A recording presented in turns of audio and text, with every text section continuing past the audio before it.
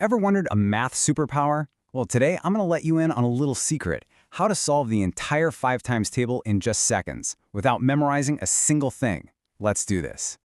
Okay, let's be real for a second. Memorizing multiplication tables can be a total drag, right? The endless flashcards, the repetitive drills, it's a chore. But what if I told you there was a backdoor? A simple little math hack for the 5 times table that needs zero memorization. A secret that just unlocks the whole thing.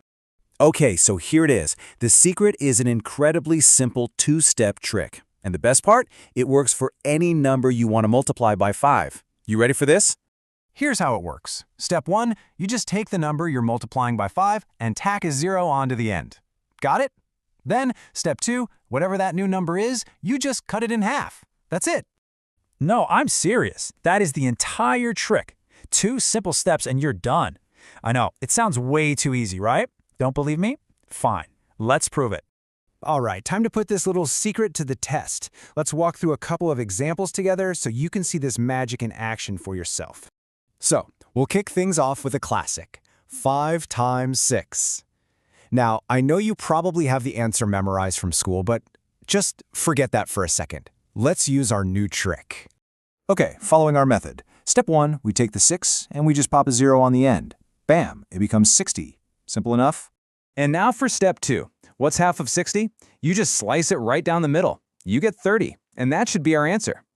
And there it is, 30. See? The trick works perfectly. No memorizing, just 2 quick little steps. I know what you might be thinking. Sure, that's easy for an even number, but odd numbers have got to be trickier, right? It's a fair question. So let's try one. How about 5 times 7? The process is exactly the same. We start with our number, 7, and we apply step 1. Add that 0 to the end, and we get 70. Now, for step 2, we just need to find half of 70. Cut that 70 in half, and what do you get? You get 35. And there you have it, 35. The trick works perfectly for odd numbers too. See? It's completely foolproof. And you know what's cool? This trick reveals a neat little pattern. Notice how when you multiply 5 by an even number, like 6, the answer ends in a 0. And when you multiply by an odd number, like 7, the answer always ends in a 5. That's a great little mental check to make sure you got it right. So that's it. In just a few minutes, you've learned a secret that completely cracks the code on the 5 times table. This skill is all yours now.